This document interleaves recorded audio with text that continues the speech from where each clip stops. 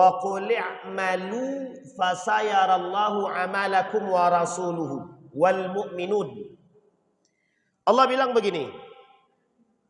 Kata Allah dalam Al-Quran itu, kerjalah, wa qul i'malu. Qul, katakan, i'malu, kerjakanlah. Apa yang mau dikerjakan? Segalanya kerjakanlah.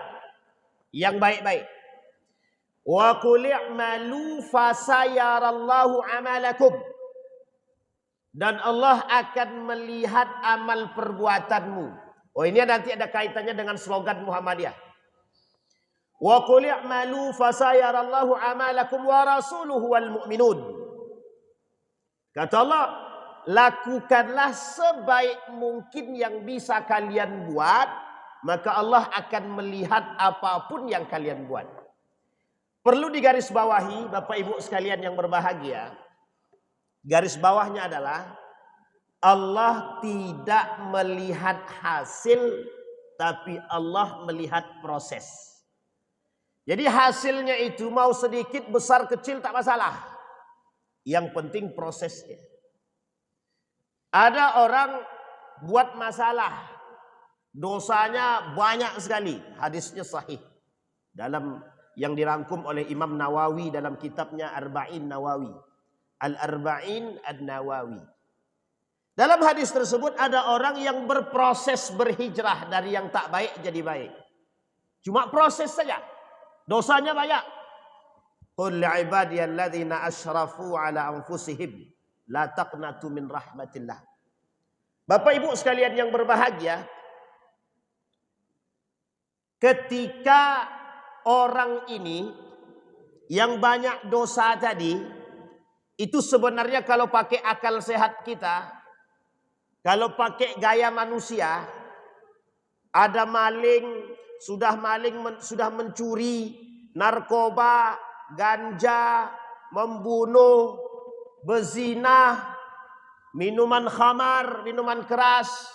Itu sebenarnya kalau dalam akal sehat kita itu tinggal dibakar aja mati selesai deh. Tidak perlu banyak manusia kayak gitu hidup tuh, tak perlu. Itu dalam pandangan manusia. Ada manusia bejat sebejat-bejatnya. Itu kalau bisa selesaikan itu. Itu dalam pandangan kita manusia, Pak. Tapi dalam pandangan Allah tak begitu dia. Nabi itu ketika melihat sahabat dia mabuk, kata Nabi, kalau ada yang mencela Nuaiman, dia mencela diriku, kata dia. Tapi bukan berarti ini dalil boleh mabuk ya. Jangan pula nanti boleh kami mabuk, insyaallah Nabi tak benci. Salah itu. Maksudnya Nabi katakan, kata para sahabat, kata para ulama, Nabi itu tidak berdakwah dengan keras, tapi dakwahnya lembut. Dengan para penjahat itu Nabi lembut, masuk dia. Sehingga ketika Nabi masuk dengan para penjahat-penjahat itu cepat berubah dia, Pak. Pertanyaannya, itu Nabi. Sekarang bagaimana dengan kita? Dakwah Muhammadiyah itu lembut. Salah satu perbedaan antara, mohon maaf, jangan tersinggung. Salah satu perbedaan antara Muhammadiyah dengan Salafi dalam dakwah, Muhammadiyah itu dakwahnya bil hikmah. Itu dia, Pak, poin pentingnya. Dia ada 10 perbedaan antara Muhammadiyah dan Salafi. Dalam kitab itu, dalam buku yang ditulis orang Muhammadiyah, Jawa Tengah. Itu salah satu perbedaannya ada. Sudah kembalikan asar tadi, Pak. Maka Allah itu melihat para penjahat itu, yang dilihat Allah itu bukan hasilnya, tapi dalam prosesnya. Gimana dia taubatnya, mau tidak dia berproses untuk taubat. Makanya Bapak Ibu dalam hadis tadi yang dikatakan oleh Nabi tadi, yang dirangkum oleh Imam Nawawi itu, sekalipun banyak dosanya, kalau dia punya keinginan serius untuk berproses dalam taubatnya, meninggal dia, mati dia di tengah hijrahnya, mati masuk surga, kata Nabi. Nah, coba enaknya bayangkan. Maka Bapak Ibu kita konversi pada yang tadi kita sampaikan. Ayat wa qul i'malu fasayarallahu amalakum. Allah tuh tidak butuh hasil, Pak. Allah tuh tidak butuh hasil. Tapi Allah butuh proses. Kalau Allah butuh hasil, mau dengan cara yang haram kita cari, kita dapatkan pendapatan itu dengan cara yang haram, banyak pendapatan kita, selesai urusan kita, Pak.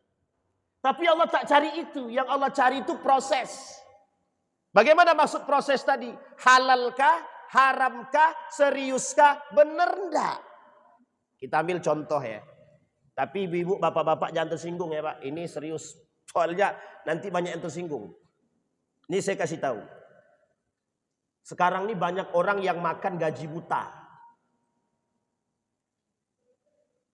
Dalam jadwal masuk ngajarnya itu 1 jam. Anggaplah ngajar 1 jam. 1 jam itu kalau dalam dunia pendidikan 45 menit rata-rata. 1 jam. Dia ngajar cuma 20 menit. Gajinya tetap dapat dia 40 menit. Sekarang saya tanya, halal nggak yang dia makan tuh? Halal nggak tuh? Harusnya kalau kita berbicara tentang konsep halal haram dalam proses ini, itu dipertanyakan. Pertanyaan saya sama bapak, ibu dan ibu-ibu guru. Kira-kira yang dari 45 menit kita ngajar 20 menit, berarti sisanya berapa? 25 menit.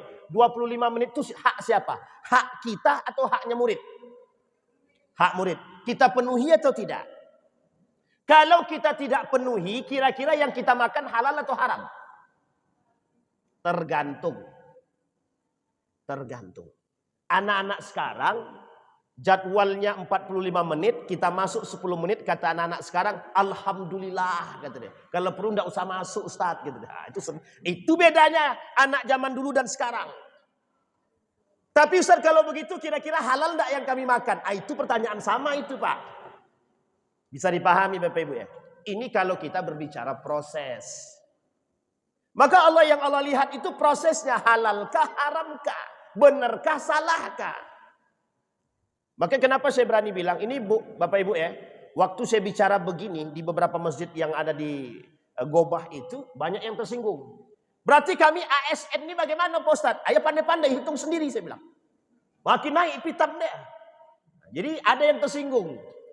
Tersinggung dia, berarti kami ini makan gaji haram kata dia. Kalau Bapak masuk jam 8, pulang jam 4. Tapi kalau Bapak pulang jam 2, tanpa ada sebab, saya bilang. Maka mohon maaf. Yang 2 jamnya lagi, yang 2 jamnya lagi tolong dipertanyakan itu. Besok dipertanggungjawabkan di akhirat itu.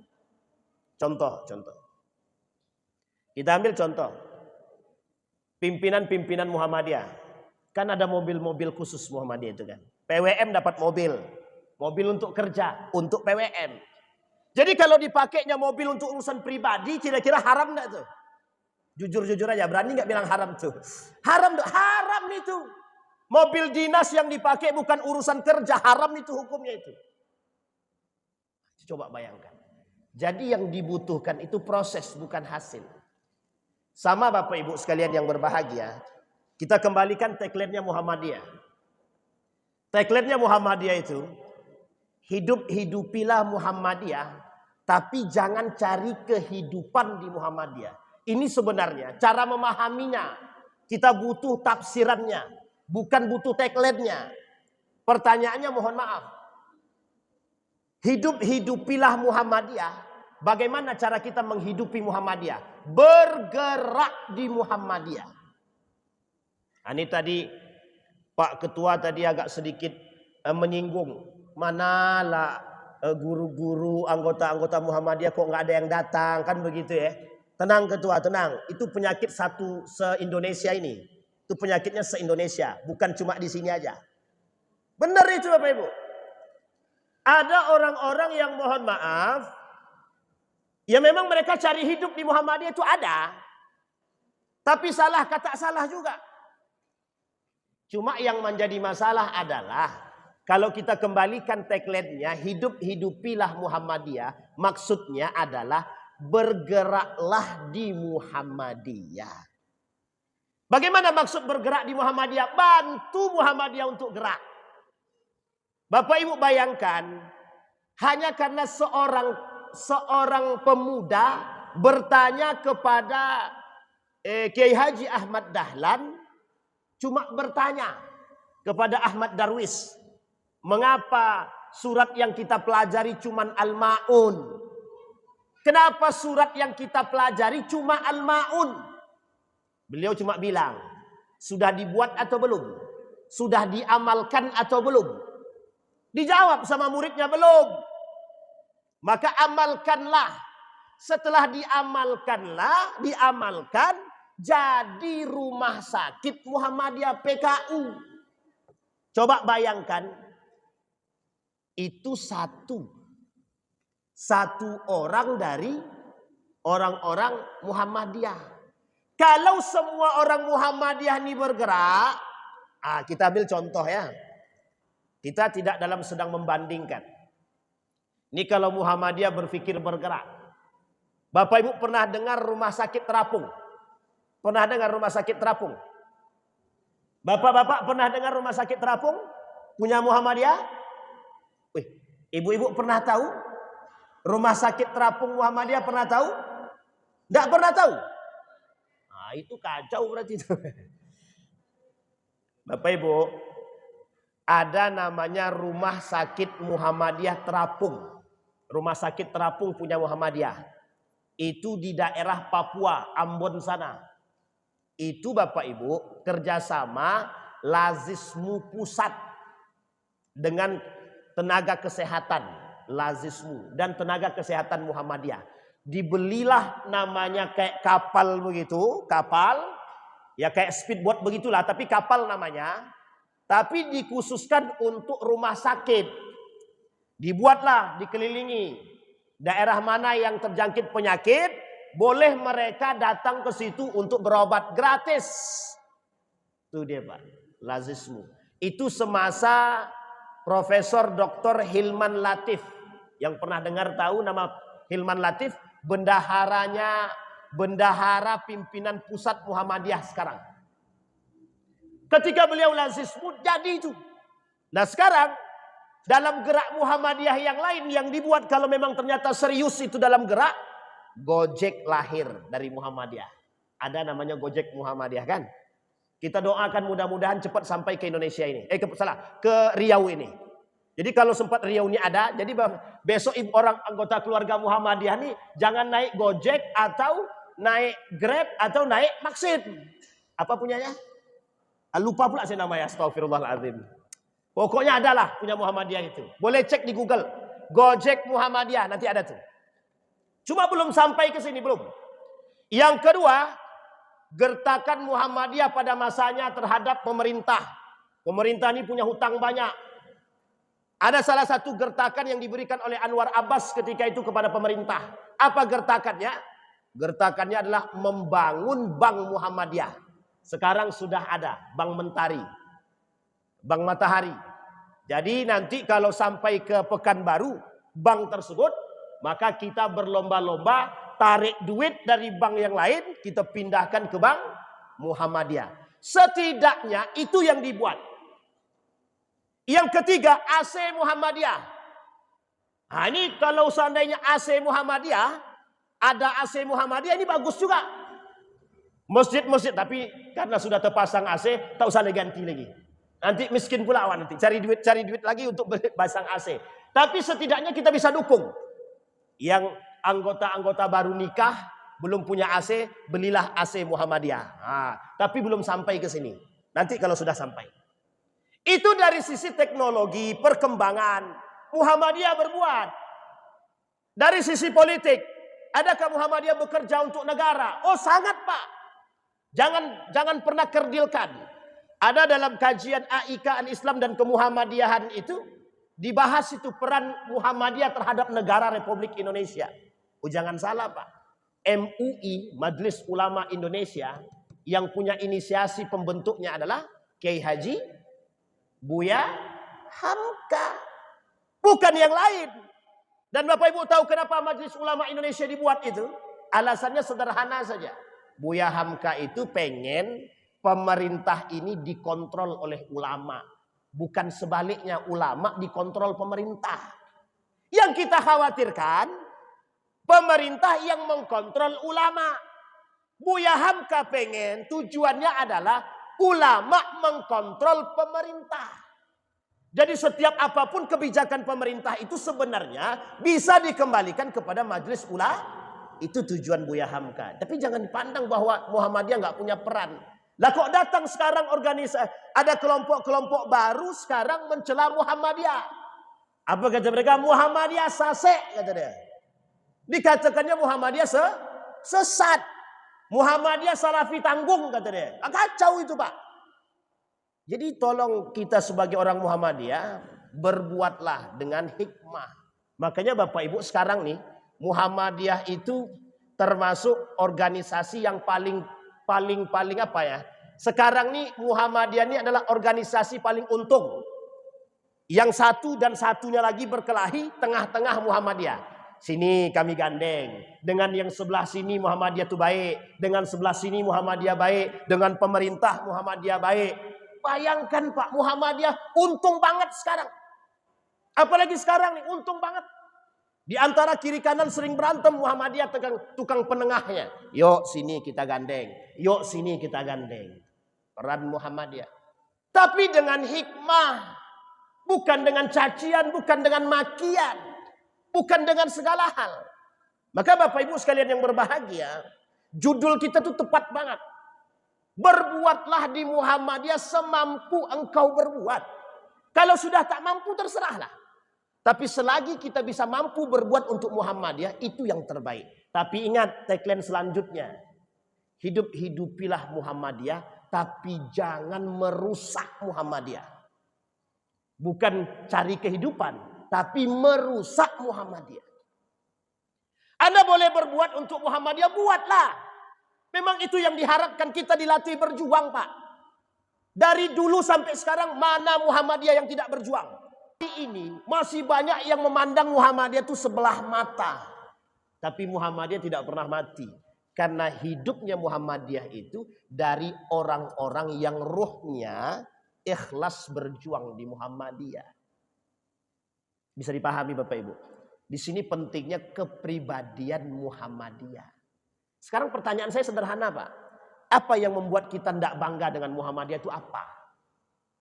Yang membuat kita tak bangga berbuat di Muhammadiyah itu apa? Satu saja. Organisasi tertua dan berarti tidak bangga kita?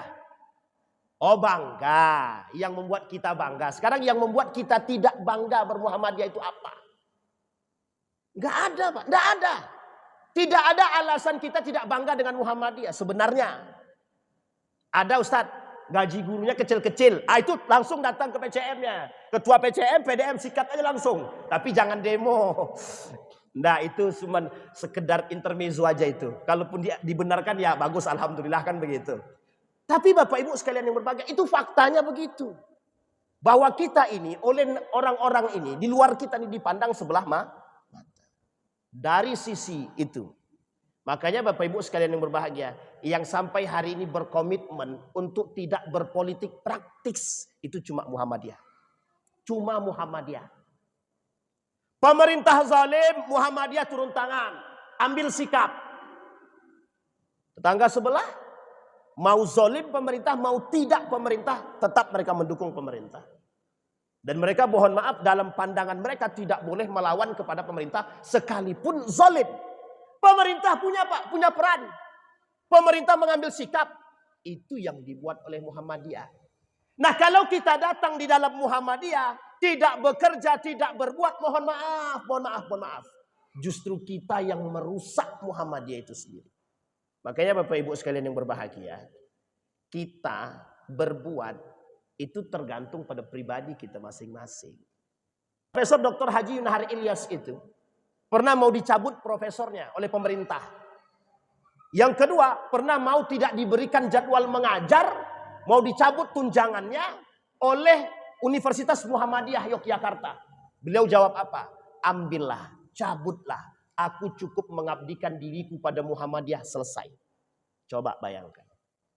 Yang kita pengen ada ruh-ruh seperti ini lahir dari generasi-generasi selanjutnya yang bisa mengembangkan Muhammadiyah. Meskipun tidak menutup kemungkinan pergerakan dan pertumbuhan di dunia ini tidak bisa kita hindari. Penting Pak. Jadi kita tidak menolak. Kita ambil contoh. Apakah Muhammadiyah menolak pertumbuhan zaman? Tidak. KHGT. Tahu Bapak Ibu KHGT? Kalender tunggal ini. Tahu Bapak Ibu ya? Kalender Hijriah tunggal ini, global tunggal ini. Itu salah satu sarana bahwa Muhammadiyah up to date. Muhammadiyah nggak lagi pengen. Apa alasannya? Sederhana Pak. Mengapa Masehi, kalender Masehi punya standar seluruh dunia? Mengapa kalender Islam tidak punya? Muhammadiyah bergabung. Muhammadiyah ikut kongres di tahun 2016 yang terjadi di Turki. Tentang kalender Islam Hijriah tunggal global seluruh dunia. Ingat ya Bapak Ibu, KHGT bukan lokal tapi global dunia. Itu artinya Muhammadiyah up to date dari sisi, mohon maaf, pertumbuhan, dari sisi perkembangan. Apa metode yang digunakan oleh KHGT? Ru'yatkah atau hisabkah? Hisab. Dunia menggunakan metode hisab. Muhammadiyah dari dulu pakai hisab. Sampai dipandang sebelah mata. Apa itu hisab? Hisab itu tidak sunnah. Tapi hari ini penetapan kalender at-takwim itu, kalender itu, baik Masehi maupun Hijriyah itu menggunakan hisab. Kapan digunakan ru'yah? Ketika, mohon maaf, hanya pada Idul Adha, Idul Fitri, dan awal Ramadan. Kenapa tidak digunakan ru'yah itu setiap bulan? Banyak anggarannya. Habis duit. Maka tak dipakai setiap bulan. Harusnya kalau mau konsisten, setiap bulan memandang bulan. Setiap bulan. Biar nampak nih bulan itu kapan. Misal bulan Hijriah pada bulan Sya'ban misalkan tengok, bulan Rajab tengok, Zulqaidah tengok, setiap bulan tengok, bulan Safar tengok. Harusnya begitu kalau mau konsisten. Tapi Muhammadiyah bukan begitu. Muhammadiyah mengapa mengambil hisab? Ada kalimat itu di dalam Al-Quran, faqduruha. Faqduru itu fahsibuha. Bukan berarti Muhammadiyah tidak melihat bulan, melihat, tetap melihat. Hanya saja yang diutamakan daripada itu adalah menghitungnya. Itu poin pentingnya Pak. Artinya Muhammadiyah berbuat atau tidak? Berbuat. Sampai hari ini banyak negara-negara yang menggunakan, mohon maaf, metode hisab. Jadi kalender kita itu tidak utuh semuanya lihat ru'yah. Tidak. Sumu li ru'yati. Berpuasalah kalau kalian sudah lihat bulan. Oke. Lihat bulan, berpuasalah. Tapi di bulan yang lain, apakah Muhammadiyah menyampingkan ru'yah? Tidak. Tapi sarana yang paling penting untuk membuat segalanya tidak hanya pada bulan tertentu, menggunakan metode hisab. Ini ilmu falak.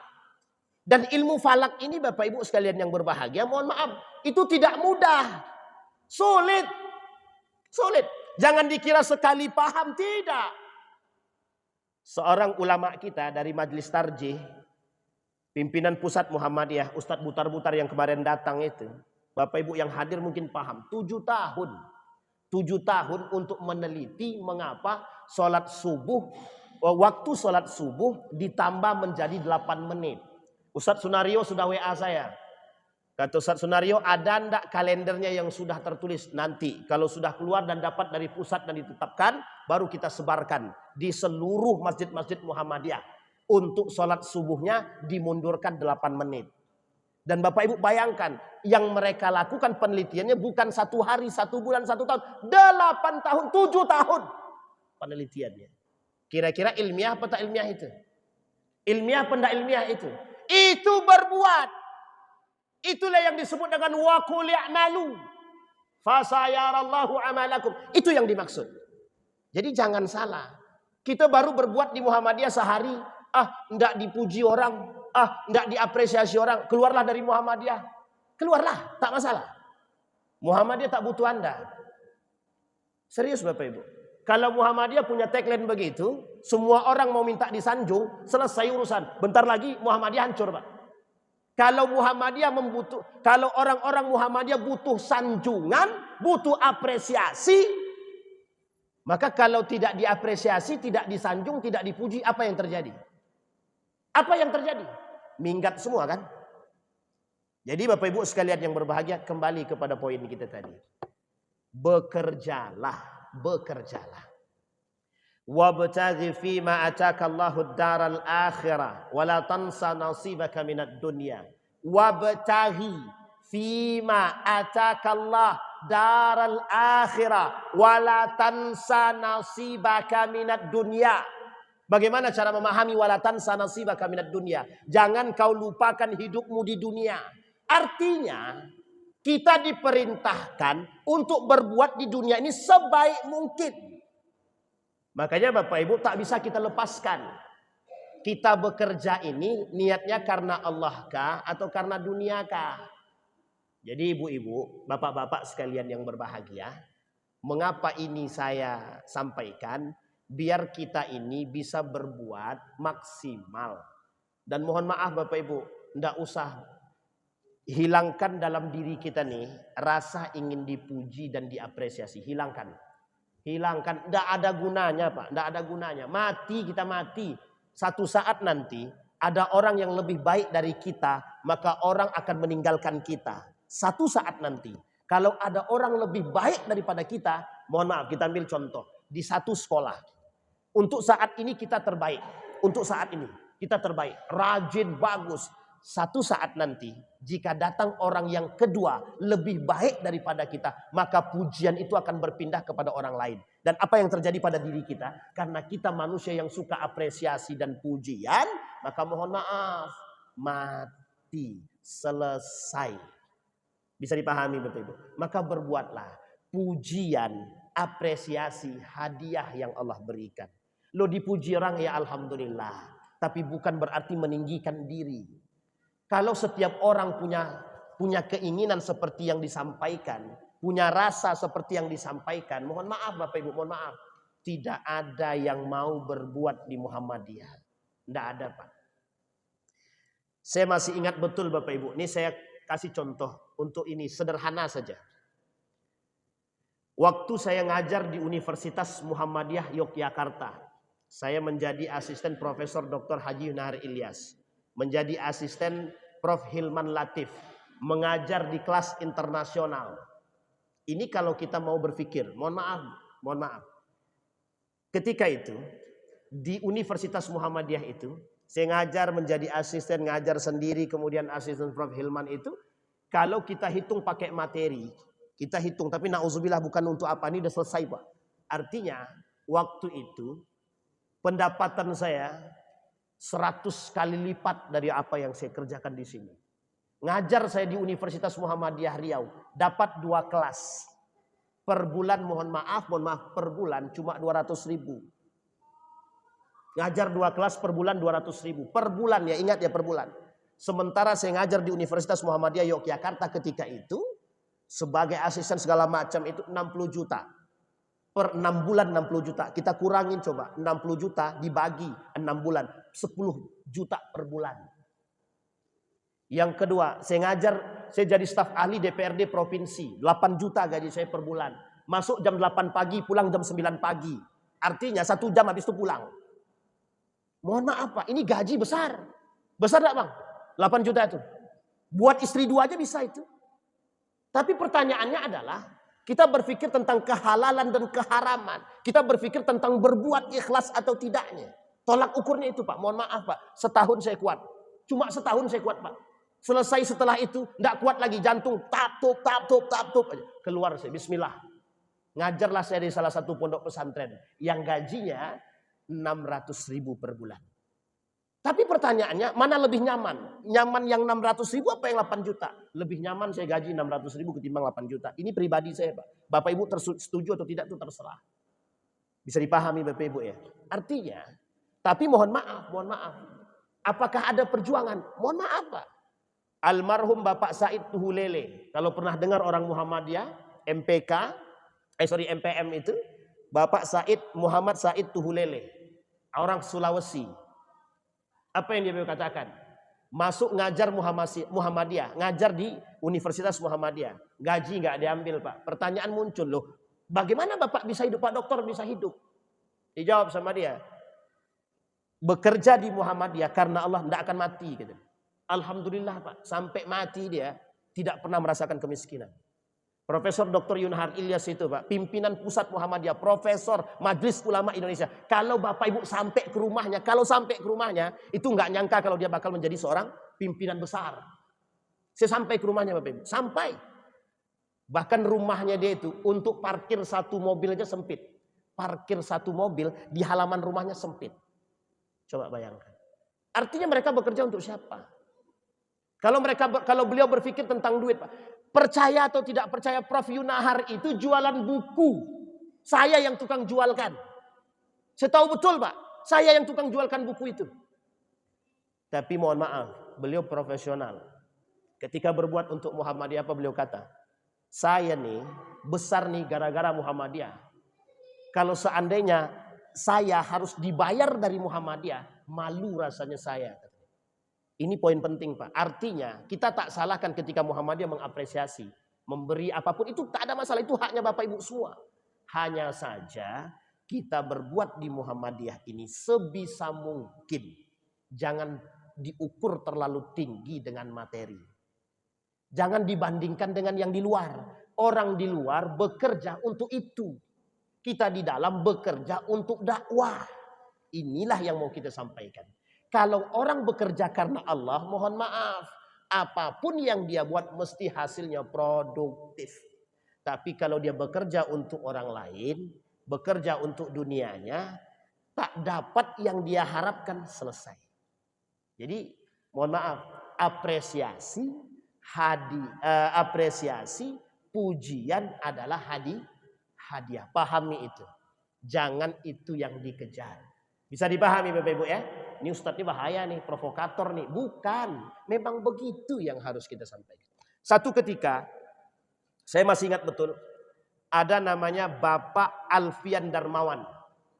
Orang yang paling penting dalam pendirian Universitas Muhammadiyah se-Indonesia ini.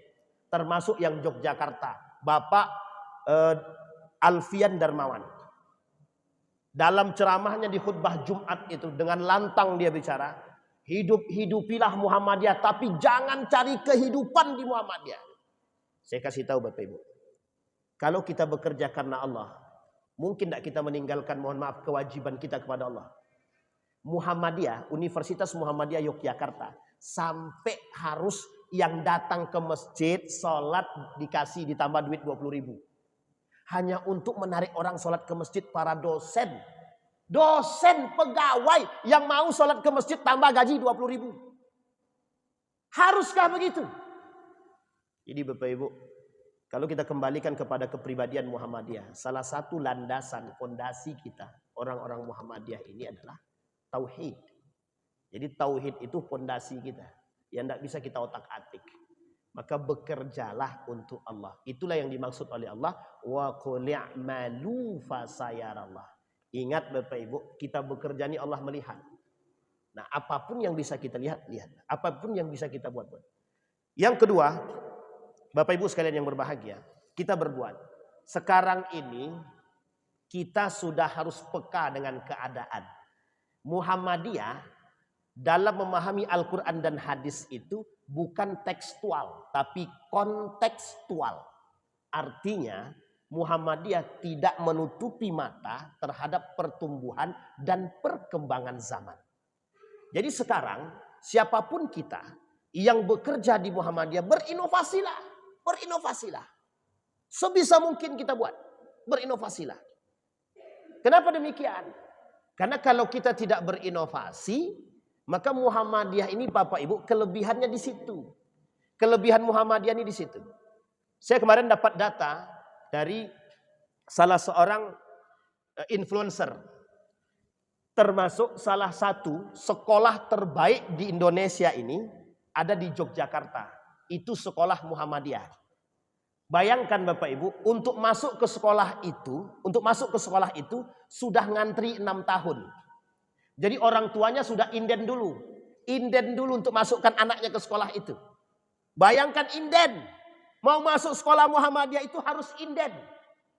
Jadi ada anak baru selesai TK, mau masuk ke sekolah itu, tidak bisa. Kata pihak sekolah, mohon maaf Pak, kuotanya sudah habis.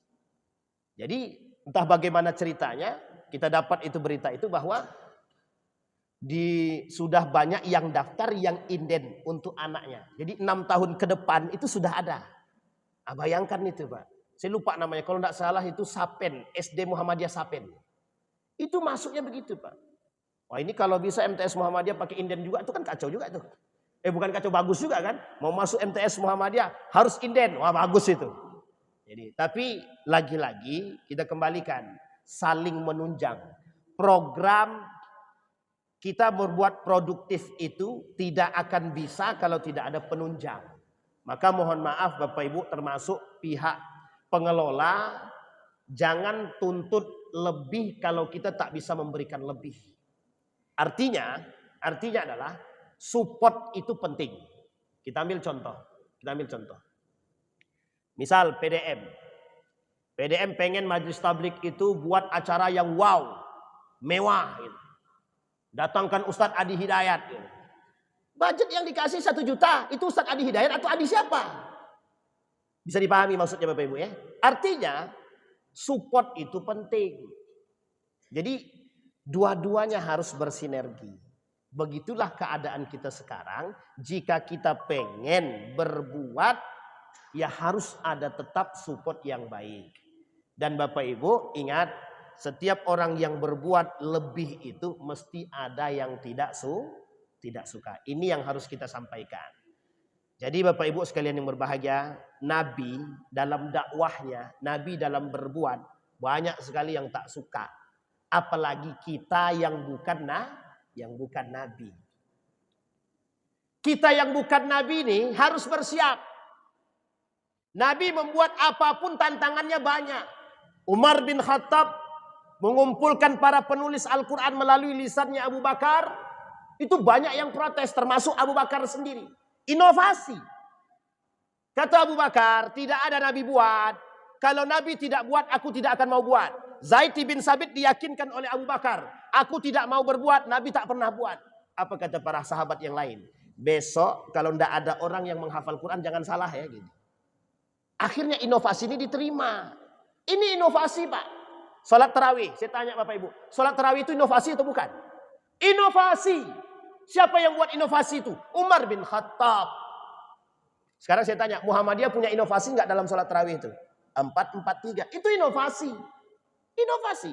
Inovasinya merujuk kepada pemahaman hadis baginda Nabi Muhammad Sallallahu Alaihi Wasallam dari Aisyah. Meskipun perbedaannya terjadi pada hadis yang serupa, ya tidak ada masalah. Itu biasa. Bisa dipahami Bapak Ibu ya? Jadi sebenarnya poin dalam bekerja keras itu hanya terletak pada bagaimana kita menyandarkan setiap perbuatan kita itu kepada siapa. Orang hari ini berbuat itu bukan lagi untuk manusia. Berbuat itu bukan untuk Allah. Mereka sudah murni untuk manusia. Ustadz, kami kerja. Kalau kami tak kerja, anak kami mau makan apa? Sekarang saya tanya Bapak Ibu, siapa yang yakin bahwa rezeki itu datang dari Allah? Kita yakin rezeki itu datang dari Allah. Tapi Bapak Ibu percaya atau tidak percaya, cerita ini saya ceritakan fakta. Ada seorang perempuan kerja mati-matian, belajar siang malam deh untuk lulus PNS. Siang malam Pak, belajar PNS itu. Untuk belajar masuk PNS itu. Apa namanya itu? Tes potensi akademik TPA. Belajar Pak. Ujian datang. Tahu Bapak Ibu apa yang terjadi? Alhamdulillah, tidak lulus dia. Nangis dia Pak, nangis 1 minggu tak mau keluar kamar. Stres, karena bekerja mati-matian Pak. Saya tanya, Anda kerja untuk siapa? Ya aku berharapnya bisa masuk PNS Ustaz. Oh gitu. Kemudian saya bilang sama dia, coba tahun depan tidak usah belajar. Tidak usah belajar, coba aja tidak usah belajar. Tidak usah belajar, sama sekali tidak usah pegang. Tidak usah pegang buku TPA itu. Kita coba, kita uji. Tapi ada tapinya. Kan dia sudah belajar sebelumnya kan. Tapi kan nggak lulus gitu. Sekarang coba sandarkan, mohon maaf, rubah. Kalau Allah kasih izin Anda lulus, lulus. Kalau Allah tak kasih izin Anda tak lulus, tidak akan lulus. Dikerjakannya Pak, dikerjakannya. Setahun tuh dia nggak ada buku tes potensi akademik, dia tidak baca. Adiknya telepon, Kak besok pembukaan. Dia daftar. Adiknya daftar, dia daftar. Adiknya belajar, dia nggak belajar. Dia ngasuh anak. Singkat cerita, adiknya nggak lulus, dia lulus. Coba bayangkan. Kita nggak tahu, Pak. Nggak tahu. Artinya, segala sesuatu yang kita buat itu berpotensi dua hal. Berpotensi diterima, berpotensi untuk ditolak. Itu tergantung pada kita. Maka berbuat itu tidak usah mikir. Buat saja. Diterima alhamdulillah, tidak terima ya selesai. Karena sandaran kita jelas. Kita berbuat untuk Allah, bukan untuk yang lain kok. Selesai. Maka disinilah lahir yang disebut dengan inovasi. Orang yang kreatif itu begitu. Yang kita khawatirkan kalau tidak dapat apresiasi dan pujian. Udahlah. Kalau tidak dipuji juga ngapain lagi. Toh yang dipuji orang lain. Kita yang berbuat yang dipuji malah orang lain. Sakit hati awak. Selesai lah tuh. Selesai. Tidak akan ada itu. Tidak akan mampu kita berbuat. Bisa dipahami Bapak Ibu ya? Begitulah kira-kira poin penting daripada kerja yang kita maksud. Nah Bapak Ibu sekalian yang berbahagia. Sekarang kita kembalikan kepada poin inti daripada apa yang mau kita sampaikan di pagi hari ini. Atau menjelang siang ini.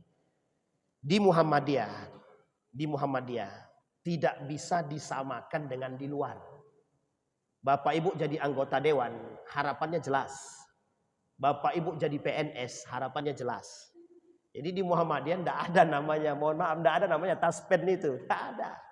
Jadi jangan mimpi dapat taspen. Tapi kalau mau diberikannya silahkan, itu tergantung inovasi. Kalau beliau tadi berani mengatakan kepada PDM, berani memasukkan itu masuk dalam kategori mohon maaf, menambah. Boleh ngajar setelah umur pensiun misalkan, ya itu bagus, tidak ada masalah. Karena mohon maaf di Muhammadiyah nggak ada istilah begitu. Maka di Muhammadiyah Bapak Ibu, yang tua pun turun tangan. Bapak Ibu bisa bayangkan seorang pimpinan pusat Muhammadiyah, jadi ketua ranting. Siapa yang tahu nama ini? Siapa yang tahu Pak? Pimpinan pusat Muhammadiyah jadi ketua ranting. Siapa dia? Din Samsudin. Jadi ketua ranting. Bayangkan. Kalau cuma dari ketua majelis tablik jadi ranting itu biasa. Ketua majelis tablik jadi ketua ranting dia. Ketua majelis tablik jadi tablik ranting dia. Biasa. Tapi ketua pimpinan pusat Muhammadiyah, ketua majelis ulama Indonesia jadi ketua ranting. Artinya Bapak Ibu, di Muhammadiyah tidak pernah diajarkan gengsi. Di Muhammadiyah tidak diajarkan gengsi. Makanya mohon maaf. Ketika kita bekerja dengan gaji yang mohon maaf cuman mungkin tidak terlalu besar, bahagialah, berapresiasi saja. Karena Allah menginginkan sesuatu yang lebih baik untuk kita. Disinilah Kiai Haji Ahmad Dahlan mengeluarkan semuanya untuk kemajuan Muhammadiyah. Tinggal ngontrak, rumah tidak abadi. Rumahnya nggak abadi. Baru sekitar tahun berapa diberikan rumah tanah untuk dibangun rumah ala kadarnya. Itu pun alhamdulillah punya rumah. Jadi dari dulu sampai hari ini saya melihat kesederhanaan para pemimpin-pemimpin Muhammadiyah belum ada tandingannya. Belum ada tandingannya. Belum ada. Bapak Ibu sebutkan siapa pimpinan-pimpinan Muhammadiyah itu yang paling kaya. Sebutkan dari awal sampai akhir sebutkan. Mohon maaf ya Bapak Ibu, mohon maaf ya. Yang paling kaya dalam pandangan kacamata saya, pimpinan Muhammadiyah itu yang sekarang. Sebelumnya semuanya tidak ada. Boleh dicek itu. Rumah Ahmad Dahlan itu kalau Bapak Ibu datang ke Yogyakarta, tengoklah rumahnya dia itu. Seperti apa. Besar pula lagi, mohon maaf, lebih besar lagi sekolah-sekolah sekarang ini daripada rumah beliau itu. Halamannya aja biasa. Siapa namanya itu? A.R. Fahrudin. A.R. Fahrudin itu Bapak Ibu ngisi kajian. Orang nggak tahu kalau itu A.R. Fahrudin itu nggak tahu yang mana A.R. Fahrudin itu. Setelah dia ceramah dipanggil, kita panggil Kiai Haji A.R. Fahrudin. Baru orang tahu, oh ini orangnya. 4 kali ditawarkan Pak. 4 kali ditawarkan oleh pemerintah. Untuk gabung ke pemerintah. Ditolak ke-4-4-nya. Bayangkan. Itulah kesederhanaan orang Muhammad. Berbuat tapi mohon maaf semu. Berbuat tapi pasti. Muhammadiyah begitulah caranya. Artinya mengajarkan kita jangan terlalu berharap tinggi kepada manusia, tapi berharaplah kepada Allah. Kalau kita sudah berharap kepada Allah, inilah yang disebut dengan hidupnya. Kalau enggak Bapak Ibu, enggak akan hidup. Apa yang bisa kita berikan, itulah yang kemudian harus kita terima. Jadi Bapak Ibu sekalian yang berbahagia, sebelum saya tutup, saya memetik satu pernyataan dari seorang ulama kita yang bernama A.R. Fahrudin itu. Kata A.R. Fahrudin itu, harga diri kita sebagai orang yang bermuhammadiyah ini harus dijunjung tinggi. Jadi jangan kita merusak Muhammadiyah hanya karena rendahnya harga diri kita. Bisa dipahami Bapak Ibu ya? Intinya kalau Kunto Wijoyo bilang menghidupkan itu tidak mesti dihidupkan. Menghidupkan itu tidak mesti dihidupkan. Tapi percayalah, orang yang menghidupkan mesti hidup. Orang yang menghidupkan karena Allah pasti hidup. Pasti. Kenapa saya berani katakan pasti? Saya tahu betul guru-guru saya banyak yang seperti itu di Yogyakarta. Dan insya Allah kita di sini setidaknya bisa merujuk, bisa mengambil pelajaran nilai-nilai daripada perjuangan founding father Muhammadiyah. Insya Allah kita bisa lebih baik. Amin ya rabbal alamin. Mudah-mudahan ada manfaat bagi kita semua. Mudah-mudahan bisa kita ambil pelajaran. Fa'tabiru ya ulil absar la'allakum tuflihun. Assalamualaikum warahmatullahi wabarakatuh.